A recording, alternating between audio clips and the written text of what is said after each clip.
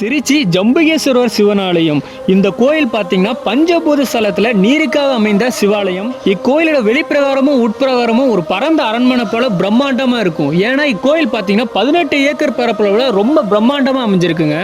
இக்கோயில் உள்ள 3ஆம் பிரகாரத்தில் உள்ள சிற்ப தூண்கள் பார்த்தீங்கன்னா ரொம்பவே ஆச்சரியம் அளிக்கிற வகையில் ரொம்ப பிரமிப்பா நுணுக்கமா நுட்பமா அழகா பண்ணியிருக்காங்க.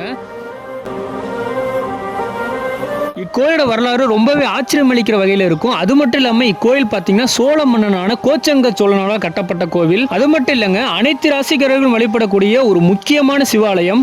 இக்கோயிலில் 100 கால் மண்டபம், 1000 கால் மண்டபம். அது மட்டும் இல்லைங்க, இந்த கோயிலில் ஒவ்வொரு சிலைக்கும் ஒவ்வொரு வரலாறு இருக்கு. இக்கோயிலில் அக்னி தீர்த்தம், ஜம்பு தீர்த்தம் சொல்லிட்டு 9 வகையான தீர்த்தங்கள் இருக்கு. நீங்கள் எந்த ஊரில் இருந்தாலும் மறக்காமல் இந்த கோயிலுக்கு ஒரு முறை போயிட்டு வாங்க. மறக்காமல் இந்த வீடியோ பிடிச்சிருந்தா லைக் பண்ணி ஷேர் பண்ணி சக்தி டிடிஆர் யூடியூப் சேனலை சப்ஸ்கிரைப் பண்ணி சப்போர்ட் பண்ணுங்கள்.